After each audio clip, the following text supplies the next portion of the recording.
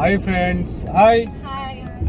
ನಾವು ಇವತ್ತು ಎಲ್ಲರೂ ಹೊಸದುರ್ಗದಲ್ಲಿರುವ ಆಲ್ ರಾಮೇಶ್ವರನ ಟೆಂಪಲ್ಗೆ ವಿಸಿಟ್ ಮಾಡ್ತಾ ಇದ್ದೀವಿ.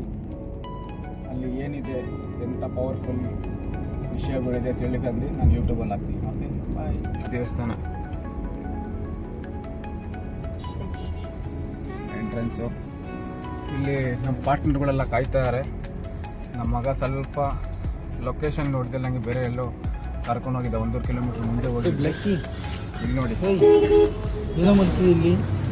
ಈ ನನ್ನ ಮಕ್ಕಳು ಇಷ್ಟು ಬಾಧೆ ಕೊಡ್ತಾವ್ರೆ. ಹಂಗೆ ಪಾರ್ಕಿಂಗ್ ಮಾಡ್ಬೇಕಂತೆ. ಗಾಡಿಗೆ ಡಿಸ್ಟರ್ಬ್ ಆಗಿದೆ, ಪಾಪ ಎದ್ಬಿಡಿದೆ. ಇತ್ತೀಚೆಗೆ ಫೇಮಸ್ ಆದ ಆಲ್ ರಾಮೇಶ್ವರ ಟೆಂಪಲ್ ಇದು. ದೇವಸ್ಥಾನ ಇರುವ ಸ್ಥಳ ಕರ್ನಾಟಕ ಚಿತ್ರದುರ್ಗ ಜಿಲ್ಲೆಯ ಹೊಸದುರ್ಗ ತಾಲೂಕಿನಲ್ಲಿ ಈ ದೇವಾಲಯವಿದೆ. ಈ ದೇವಸ್ಥಾನದ ವಿಶೇಷತೆ ಬಗ್ಗೆ ತಿಳಿಯೋಣ ಬನ್ನಿ. ಸಮಯ ದೇವಸ್ಥಾನ ಬಗ್ಗೆ ಹೇಳ್ತೀರಾ ಸ್ವಲ್ಪ? ಯೂಟ್ಯೂಬಲ್ಲಿ ಮಾಡ್ತೀನಿ. Okay sir. ಕ್ಷೇತ್ರಯುಗದಲ್ಲಿ ಕಾಡಿರುತ್ತೆ. ಕ್ಷೇತ್ರಯುಗದಲ್ಲಿ ಕಾಡಿದ್ದಾಗ ಶ್ರೀರಾಮ ವನವಾಸ ಬರ್ತಾರೆ ಈ ಸ್ಥಳಕ್ಕೆ. ಶ್ರೀರಾಮ ಈ ಸ್ಥಳಕ್ಕೆ ವನವಾಸ ಬಂದಾಗ ಸ್ವಾಮಿ ಲಿಂಗು ಉದ್ಭವ ಆಗುತ್ತೆ. ಅವರಿಗೆ ಶಿವಪೂಜೆ ಟೈಮ್ ಆಗಿರ್ತಾರ, ಸ್ವಾಮಿ ಉದ್ಭವ ಆಗುತ್ತೆ. ಸ್ವಾಮಿ ಉದ್ಭವ ಆದಮೇಲೆ ಶ್ರೀಪೂಜೆ ಗಂಗಾ ಮಾತೆ ಇರ್ತಾರ.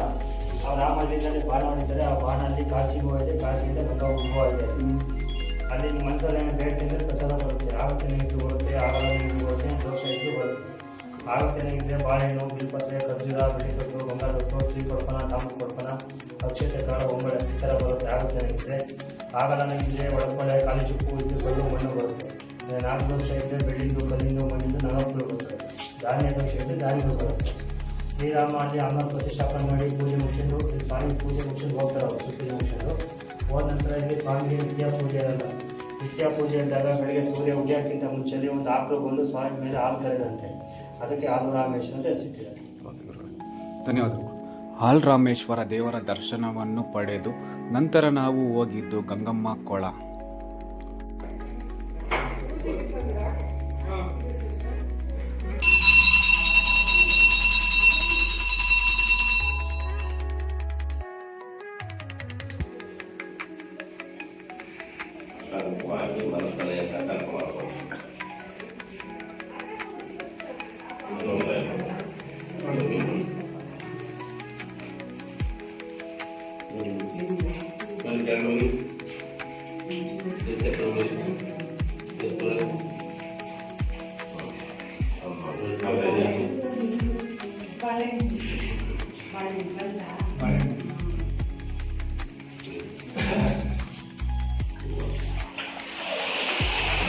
ಊಟ ಬಲ ಬಂದಿದೆ. ನಿಮಗೆ ಪೂರ್ಣ ಕಾಣಿಸಿರೋದ್ರಿಂದ ಮನಸ್ಸಲ್ಲಿ ನೀವೇ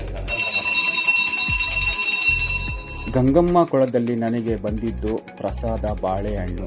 ಸ್ವಾಮಿಗಳು ಹೇಳಿದ್ದು ಶುಭ ಫಲ ಆದಷ್ಟು ಬೇಗ ನನ್ನ ಈಡೇರಿಕೆಯನ್ನು ಆಗುತ್ತೆ ಅಂತ ಹೇಳಿದ್ದಾರೆ.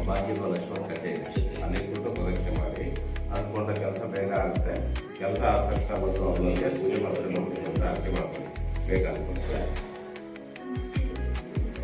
ಇನ್ನೊಬ್ಬರ ಭಕ್ತರಿಗೆ ಬಂದಿದ್ದು ಬಾಳೆಹಣ್ಣು. ಈ ದೃಶ್ಯವನ್ನು ನೋಡಿ. ಬಾಳೆಹಣ್ಣು ಪ್ರಸಾದವನ್ನು ಸ್ವಲ್ಪ ತಿಂದಿದ ನಂತರ ಅಶ್ವತ್ಥ ಕಟ್ಟೆ ಮುಂದೆ ಇಡಬೇಕು ಎಂದು ಸ್ವಾಮಿಯವರು ಹೇಳಿದರು.